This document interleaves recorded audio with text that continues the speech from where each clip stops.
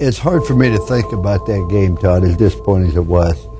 The only thing that went through my mind and watching it most of last night and couldn't sleep was the altercation between both teams that occurred during the course of the football game. Who started it is really of no consequence. Well, he hit me. If you want to be an official, go get a black shirt. Players play, coaches coach, administrators administrate, officials officiate. And for players to run out on the field and to do that is so devastating to me personally, but also to the University of South Carolina and to the college game of football. In the locker room, prior to the start of the game, I didn't talk very long, but my talk was basically about the 40 years I've spent in coaching. What a pleasure it has been to be associated with this great game, because it takes character, it takes courage, it takes perseverance, it takes sacrifice. It also takes integrity, it takes self-control. These same things that will carry over later in life. And when players make a decision to run out onto the field, there are going to be repercussions from those decisions. I'll meet with Dr. McGee, and I'm sure he'll meet with the university. It could range from suspension to the most severe penalty that you could possibly think of. And it really caught me by surprise, Todd, because there wasn't anything during the course of the football game that would lead you to believe that this was going to erupt. In a big rivalry game like that, you're always looking, you're always worried about it, you talk about it. And we had talked about it a great deal. But you look to see, is somebody pushing or shoving, is there all extracurricular activities after? There really wasn't a whole lot of that. There wasn't a whole lot of jawing or things along that line. We've never had a fight in practice. You just don't tolerate. That's not the way you resolve things. That's why you have on pads. That's why it's a physical game. Put it on the scoreboard. It'll be there forever. But it's probably the most disappointing thing I've experienced in college football. And it wasn't just the fact that our players went out, but their seniors did try to get them back. And you can go on and on. But it just is not what college football is all about. And I don't care about any other school. I only care about how our players should act and how they should react and what the University of South Carolina stands for. That's former South Carolina head coach Lou Holtz talking with Todd Ellis, the former Gamecocks quarterback, who at the time of that interview and still today is the radio voice of the football team. Holtz and Ellis are on Holtz's television show in the immediate aftermath of the Carolina-Clemson brawl that we've chronicled in this podcast. We are Langston Moore, Preston Thorne, and Josh Kendall. Langston and Preston both played on the defensive line for South Carolina, and Preston was the senior captain on that 2004 team. Langston was in his second year with the NFL's Cincinnati Bengals by then, and together they now own Athletes and Artists. Josh has covered the program at South Carolina for a decade and now works for The Athletic and has narrated most of this podcast. If you missed episodes 1 through 6, be sure to go back and listen now. If you've been with us the entire time, we thank you and we hope you've enjoyed it. This is the final episode of The Fight. We need to warn you now that there is some adult language in this episode. There wasn't anything during the course of the football game that would lead you to believe that this was going to erupt. Coach, with all due respect, I got to disagree. This whole entire week was built up to be a rivalry week. We had a test, there were Tiger Burns, and that was just the stuff we had with the team. And that was just on our side. That was just on our side. The Clemson guys had a whole different set of propaganda and pictures and different things. Something about a phone call on the bus from a girl. It was crazy. Or even the phone call the night before in our hotel. But there were a lot of rumors. But there were a lot of indicators, Coach. In a big rivalry game like that, you're always looking, you're always worried about it, you talk about it. And we had talked about it a great deal. But you look to see, is somebody pushing or shoving, is there all extracurricular activities after? There really wasn't a whole lot of that. There wasn't a whole lot of jawing or things along that line. Coach, with all due respect, I got to disagree again. Maybe we've changed the definition of what jawing and going back and forth was, but the entire pregame, even if you weren't there in Memorial Stadium, you could see from the television copies there was plenty of jaw-jacking, plenty of indicators to show that something was going to happen. A lot of pushing, a lot of shoving. And even the commentator said, you felt this. You felt this coming. We've never had a fight in practice. You just don't tolerate. That's not the way you resolve things. That's why you have on pads. That's why it's a physical game. Coach, with all due respect, I got to disagree again. Football fights, And practice, that's every day. Every day. I mean, we have fights all the time. It's part of the game. I mean, sometimes we call them board drills. Sometimes we call them cock drills. Oklahoma. Bull in the ring. These things don't end in hugs. Not at all. Never end in hugs. Usually end in a lot of pushing. And if you see a nicely edited video a lot of times from practices, they edit out all the really rough stuff. I've heard coaches say, man, we're not going to be very tough this year. We haven't even had a fighting camp this year. I've heard this. So fighting, yeah, that's just what we do as football players. And it wasn't just the fact that our players went out, but their seniors did try to get them back, and you can go on and on. But it just is not what college football is all about. There's an old Southern saying. They say, a hit dog, a holler. That's me. I'm hollering. I was a senior that year, and I don't think I tried to stop anybody from going out on the field. Guilty. The fight didn't have as much shelf life in Columbia as you might imagine. That's because Steve Spurrier, another Hall of Famer, was announced as the Gamecocks' new coach 3 short days later, after weeks of speculation, rumors, and good old-fashioned gossip. I do believe we will get to meet Steve Spurrier in just a few minutes. Here he comes. You hear the applause in the room. Steve Spurrier has made his way into the zone. First, if I might introduce you to Jerry Spurrier.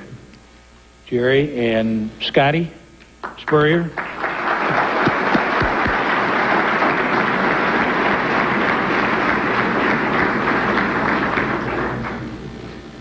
Coach Holtz's retirement is one that we did not accept lightly. Replacing a great coach is never easy, especially someone who has meant so much to this university, indeed to the entire state of South Carolina. When Coach Holtz approached me about retiring, I felt it was important we hire someone to lead our football program with the same superior credentials. We wanted to build on the foundation Coach Holtz had laid. We found someone whose record speaks for itself. He's a proven winner. He's a man who will bring energy, intensity, and a sense of confidence to the Gamecock sidelines. Even more importantly, he will also lead this team off the field, helping them reach their academic goals and molding the character as they continue to develop as young men. That was the voice of athletic director Mike McGee as he was introducing Steve Spurrier at the first press conference, only 3 days after the brawl. McGee goes on to read out the new coach's bio. Winning an ACC title at Duke University in 1989, and I can assure you that's an impressive accomplishment. He then left to build arguably the most dominant SEC football program ever.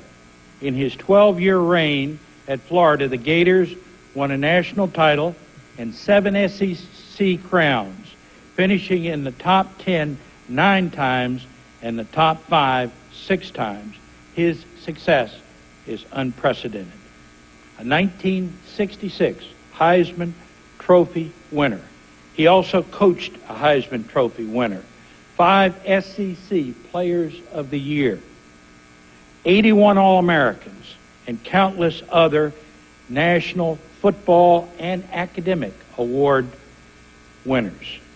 After a 2-year stay in the NFL, I know the Gamecocks are ready to welcome Jerry and Scotty and all the rest of his family to their new home, Williams-Brice Stadium. Ladies and gentlemen, my pleasure to introduce to you South Carolina head football coach Steve Spurrier.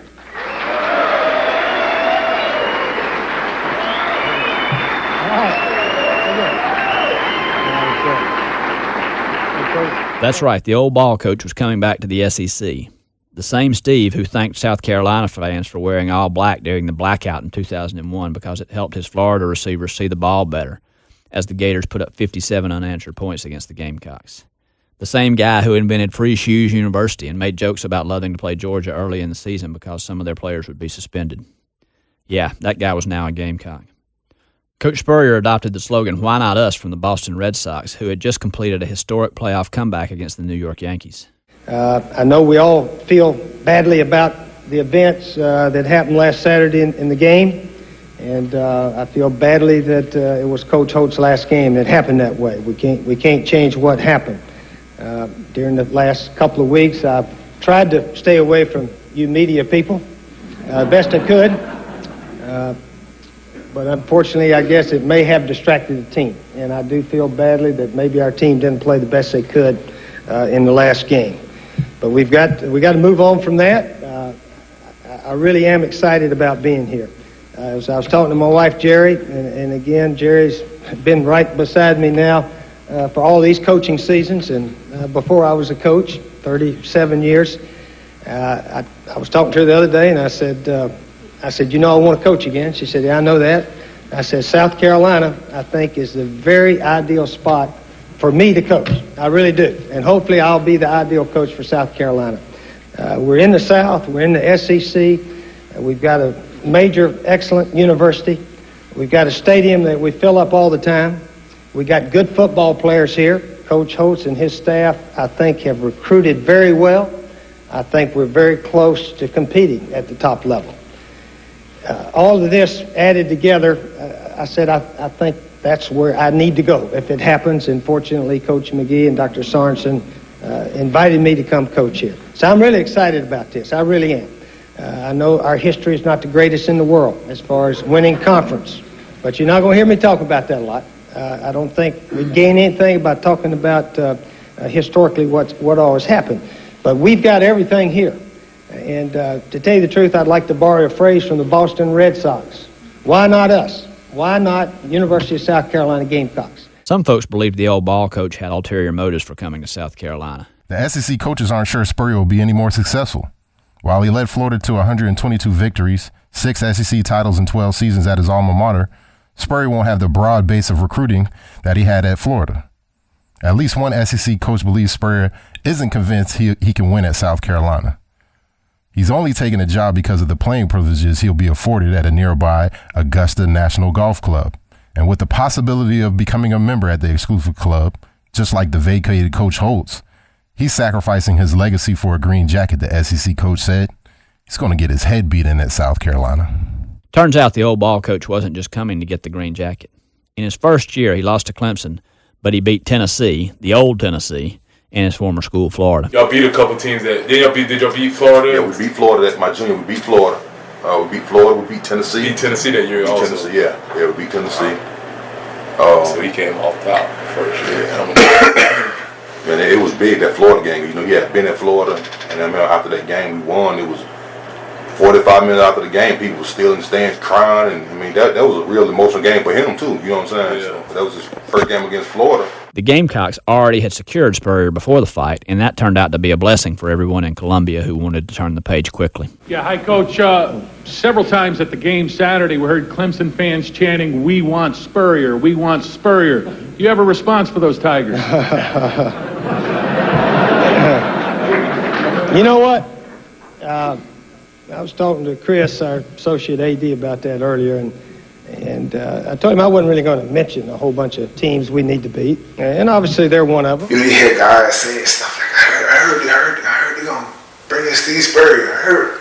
Like, man, everybody, nah, they ain't getting no Spurrier, man. Like, I think Spurrier was in the NFL the year before, or took a year off, or something like that.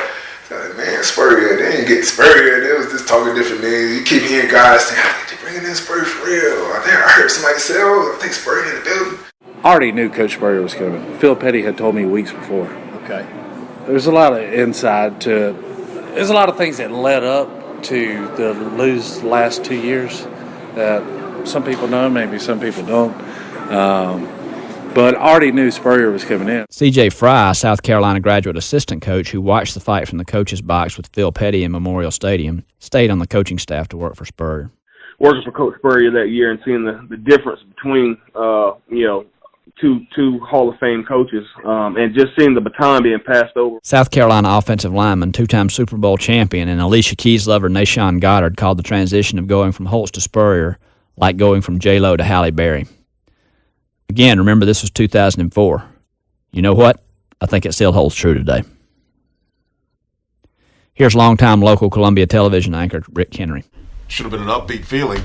But then I just remember that next week, it was like, oh man, this is. It was kind of depressing, and then it was. And I guess with Steve Spurrier being named head coach the next day, it started to trend upwards. But still, you had to deal with the fallout of the fight. You know, all that week. And like we reached a point where, because all that week we're showing video of the fight, and then finally our management decided, hey, let's not show the fight anymore. Spurrier came in looking to clean house and create a new Carolina. The black cloud of the fight was still looming, as was the fallout from the thefts at Williams-Brice Stadium and the bowl ban. But things would get darker for the program as several players were involved in other isolated off-the-field violations. As a result, two of the team's best players and former Mr. Footballs in the state of South Carolina, Demetrius Summers and Mo Thompson, were excused from the team. Fun fact about Demetrius, he was the number 2 running back in the nation, rated behind some dude you might have heard of, Reggie Bush. Spurrier stated his reasons for excusing the 2 standouts, but many players thought he was just trying to send a message. I have a policy that says a person that brings complete embarrassment to our football program is subject to not being with us. And I think you have to look at every situation individually, somewhat but certainly. If this situation proves out, the players won't be with us. Spurrier wasn't able to keep future top 10 NFL draft pick Troy Williamson on the team either.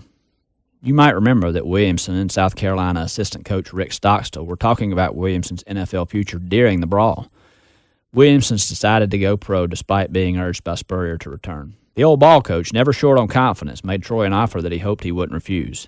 Here's Troy explaining that offer. We had a conversation, because the conversation he told me that you can be a first-round pick or I can make you the number 1 pick overall. That's what he told me. Wow. Troy decided to leave early and was drafted number 7 overall by the Minnesota Vikings. And funny enough, the fight followed him there, too. The NFL Combine is the ultimate job interview, and organizations are known for asking players a wide and often intrusive array of questions. Here's a few of the most notorious over the past seasons. Do you find your mother attractive? When did you lose your virginity? Is your mother a prostitute? What's your murder weapon of choice? What kind of fish are you? Teams ask these questions just to see how a player responds. In Troy's case, they asked him about the fight. They asked about the fight and everything. Like, why didn't I get involved? They asked all them questions. NFL Combine. It's the biggest, most pressure-packed interview for a football player. We all want to be there, but it's probably a really, really terrible place to go hang out for a weekend. They're going to poke you. They're going to prod you. Yes, you're going to feel like you're at a meat factory, but the biggest thing, you're going to feel like you're at a mental hospital. All teams are going to have their own line of questioning. They're going to have their own protocol for questioning you. Some are going to have strict trial lawyers. Some are going to have older women, younger men, all types of people to question you and get a rise out of you because you are at the pinnacle of your sport. And just like with any pressure-packed situation, they want to see how you respond. That's mostly why these teams were asking Troy, why didn't he fight? There is no right or wrong answer. The best thing you can do is just be honest. One of my favorite Combine stories, if I had to have one, Rod Marinelli, who is now the defensive coordinator for the Dallas Cowboys, was at the time the coach for the Tampa Bay Buccaneers. They had a whole roster full of Hall of Famers, future Hall of Famers. And Rod's favorite question to ask, especially to the guys in the defensive line room, were, if you're sitting in Warren Sapp's seat and he tells you to get up and move, what do you do? What if you're sitting in a different seat the next day and he asks you the question again, what do you do? Now, there's no right or wrong answer, and it doesn't matter what answer I gave Rod. The whole point is the psychological gymnastics, the psychological prodding that you go through in the NFL Combine. They just want to see what kind of animal they're going to get when they get on the football field. So while some saw the fight as a negative, others think it might have helped them on the next level. Here's Nashawn Goddard explaining how the fight mindset earned him a spot on the 53-man NFL roster as an undrafted free agent. Like third, fourth quarter. And, usually in preseason games, that first starting group usually out by the first and second quarter. He left them in all the way to the fourth quarter because they in there against us. Yeah. And so we kicking their butt. Brandon Jacobs is like a 3 at the time. He's not even a stud yet. So this young Brandon Jacobs, Brandon Jacobs is killing them. Like 127 yards rushing. He bust one for like 50. We stupid. We young. We celebrated it. So we high-fived. And so I think he took offense to that. And like the next drive, he kind of pushed. Who was my quarterback? It might have been David Carr. I don't know who was the backup quarterback there. I think it was David Carr. Okay. No, your boy, the hefty lefty, Jerry Lorenzo. Jerry Lorenzo, he was the quarterback, and he pushed Jerry after the play. Like we blocked well. He pushed him after the play. I saw, and I pushed him after the play. Somebody pushed me, and the same little scuffle. And I'll never forget because Dave Gettleman was the assistant GM to Jerry. Was it Jerry Reese?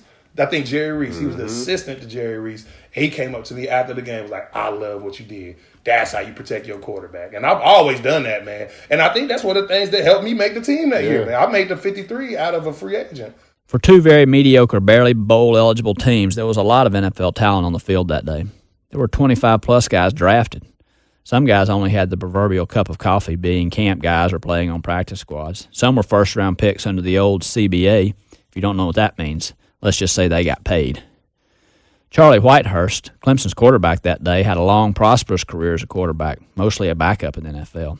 And his long, flowing hair earned him the nickname Clipboard Jesus. Come to think of it, who has better hair, Charlie or the guy playing now? The months after a senior player's season end are crucial when it comes to pursuing a career in the NFL. Players rely on coaching staffs to coordinate workouts, vouch for their performance to scouts, and provide guidance as they enter into the next phase of their lives. Unfortunately, due to the institutional transition, that wasn't available to the South Carolina seniors. It was clear that with the hiring of Steve Spurrier, South Carolina was moving on, and some seniors felt like they got left behind. Here's Jermaine Harris, a senior safety on that South Carolina team, speaking about the void that was left.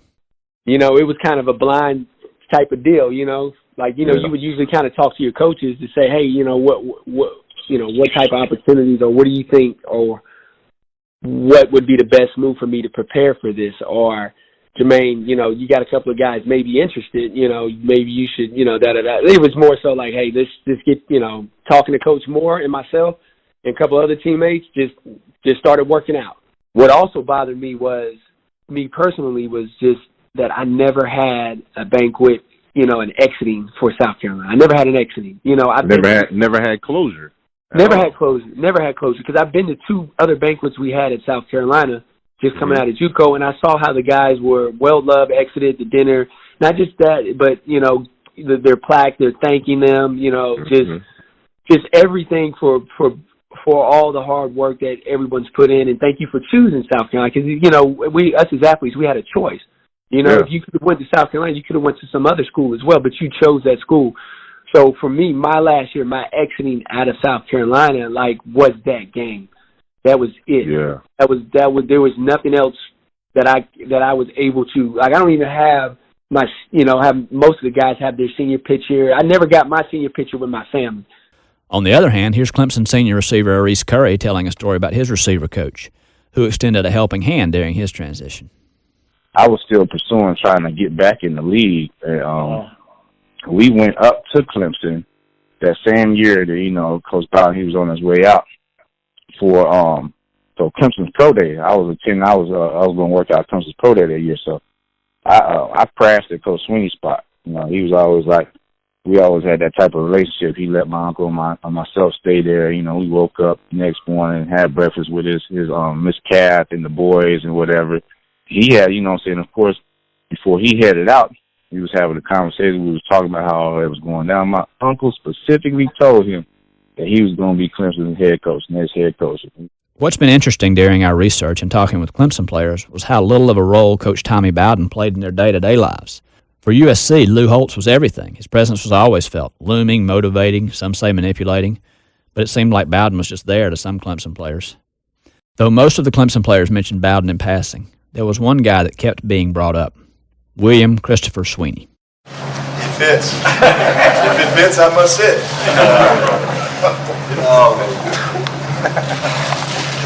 Well, thank y'all all so much.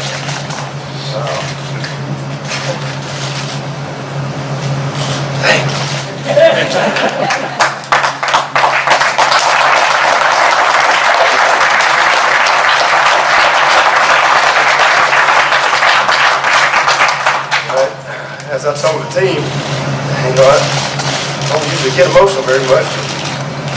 I guess I hadn't really had a chance to be emotional until today. But anyway, first of all, I want to thank everybody for being here. And I'm usually not a guy who have a loss of words. I guess y'all probably figured that out. It's kind of always been my problem. My mom can tell you. I've always had something to say, even when people didn't want to listen. But I thought I would write some things down today, just because there's some things that I really feel like I need to say. And I don't want to forget anything. First of all, I need to take this platform that I have, that I've been blessed with and given. I need to thank God. Because there's really only one reason that an old boy from Pelham, Alabama is sitting here in front of you today, and that's the grace of God. To be here as the head coach of Clemson, that doesn't just happen. And I really hope that people will listen to me when I tell them what my secret to success is. While most South Carolina fans and the nation as a whole were making fun of the country boy from Pelham, Alabama with a bad accent and goofy dancing in the locker room, Clemson players knew they had something special. Here's Reese Curry again talking about his then position coach. Oh man, it was very intense. You know what I'm saying? Coach Swinney is very fundamental to the T. You know what I'm saying? Executionist. And like I tell people all the time, he brought that Alabama mentality to the Clemson program way back then. Because our receiver core, I feel like our overall play as a unit, like greatly improved once he got there. He kind of leveled the playing field as far as favoritism or anything like that. He came in there with no nonsense. I don't care what you did last year, who you are type deal. Every day you step your behind out here on this practice field, you better work. If you don't work, somebody else can step up and replace you. And I don't care who you are, what you did. And he meant that. You know what I mean? He meant that. I remember his first year, he put Derek Hamilton on the practice squad. You know what I'm saying? Because he was loafing around with doing what he needed to do one spring practice. And that was like it was like his first day there on campus, post Swinney's day, and people were kind of looking like, man, this dude's gonna put Derek or be him on practice squad. Rarely do you hear this type of attitude coming from the divas of the team. The wide receivers and defensive backs are not usually known for being physical and unselfish. He had what's the word I'm looking for? Something like a superlative chart based off, you know what I'm saying, what you did as a receiver, 20-yard plus catch, 20 yards after the catch, after you catch it, touchdown, blah, blah, blah. Then he had this one that was called Mr. Decleater. That's the award. Mr. Decleater. Decleater. That's the award that all the receivers wanted because, you know what I'm saying, as a receivers, most people that play the game and understand the game, they ain't thinking of a receiver typically as a physical individual. You know what I'm saying? But, man, we became so physical. Think I won't knock your head off for coming. I don't care what position you take, linebacker, defensive line. Let me catch you slipping out there. I'm going to take my shot because I was trying to get that Decleater award.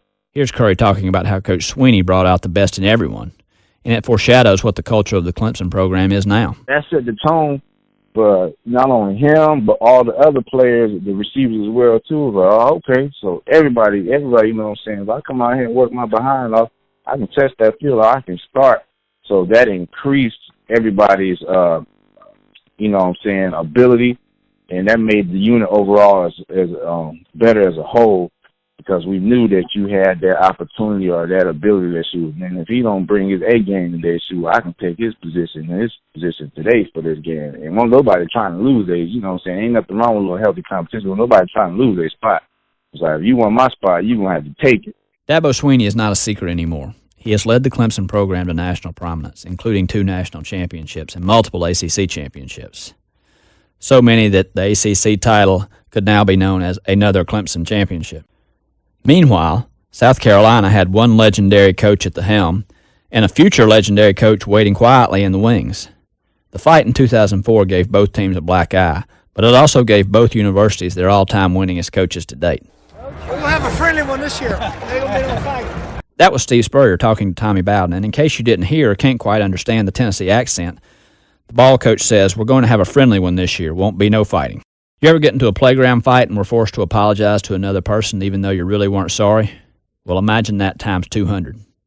In 2005, on a beautiful evening in Columbia, the Gamecocks and Tigers were set to renew their yearly rivalry. Welcome to Williams-Brice Stadium for the 103rd meeting between the Clemson Tigers and the South Carolina Gamecocks. Both teams are bowl eligible and looking forward to a return to the postseason after forfeiting bowl invitations last year following an all-out brawl during the game at Clemson. It all started in pregame as South Carolina waited for the Tigers to come down the hill. It boiled over in the fourth quarter. A brawl as Lou Holtz couldn't stop the fight, announcing his retirement earlier in the week, and 12 players were suspended, 6 for each team, and this brawl was less than 24 hours after the Pistons-Pacer brawl. Will bad blood spill over again tonight? In a grand gesture to show sportsmanship, to show the state how to play fair, the two rivals were forced to line up at the 50-yard line and shake hands before the game. Now, after the brawl last year, the two schools agreed to meet at midfield and shake hands. And Rod and Trevor, that's something you don't see in college football, especially at the beginning of games and in a heated rivalry like this. What are your guys' thoughts? Does it take away from your intensity as a player when you have to go shake hands with the opponent before the game? I don't think so. I think from a PR standpoint, this is important because of the brawl. But from a player standpoint, if you don't have an absolute white rage just barely under control for your opponent before the game, you don't have the right mindset. But under control is the key here. And so I think part of the reason to go out and shake hands is to show the country that these players aren't. Okay. Under control, barely under control. But a white rage under control. Not a red hot. That's beyond red hot, seeing red. It's white hot under control rage. That's wild. And I don't know if you can have both. Yeah, it's tough. I mean, yes, football is a game of controlled aggression. We will always say that. But there's a very thin line between rage and out of control. Absolutely. And the reason why people come to see football, go to see lions in cages, is because that inherent danger is right there. And it's the same way with the players, taking it up to the brink, but I guess it's under control. You know, it's like they say, a fire can keep you warm or it can burn your house down. And really quickly. And we saw that from the year before. But one of the more interesting parts about this whole commentary from that fight the year after the 2004 was that these players went out there and shook hands, and a lot of the players were the same ones from the year before. Right, and it made a big point to show that these guys were not the same guys as before. There's always a lot of talent on the field during the Clemson-Carolina week. And even with all of that talent, most of those guys are like me, not good enough to go to the NFL. And so for most of us, this was our last game, the last game ever. Football is not like baseball where you can join the adult league and be the ringer for your company and hit a bunch of home runs. It's not like basketball where you can catch a pickup game in a local church gym. That's not how football works. When it's over, that's it. Now, in the end, some of those idiots on the field, they've gone on to be pillars in communities, coaches, fathers, businessmen, teachers. Some of those thugs are now working in Fortune 500 companies. Some have even made it to the inner circles of the White House. Some of those young men on that field that day have also struggled to reach the heights of their glory years in college. As with all teams, some of us have gone on to be wildly successful in business athletics. Others haven't. But we're still all tied together by a brotherhood that can only be forged through mutual struggle. Ultimately, the fight was just one game out of 100 plus played between the teams. Most of them aren't memorable. Of course, there's the catch. You might remember Tannehill on the paw, wide left, wide right, 63-17, 5 bombs. There's a couple of things that happened. But in the end, everything that this rivalry is and everything that this rivalry was captured on the field that day in 2004. There will always be rivalries. In order for there to be an us, there has to be a them. It's human nature. We need someone or something to go against. That's what unites us. There's a lot of rivalries out there. This is more of a domination. These rivalries didn't start with us. Tropical One bowls in a row are pretty nice, but that state championship ain't bad either. And if everyone does their job, South Carolina's not Clemson. There's a lot of differences. It is what it is. they won't end with us either.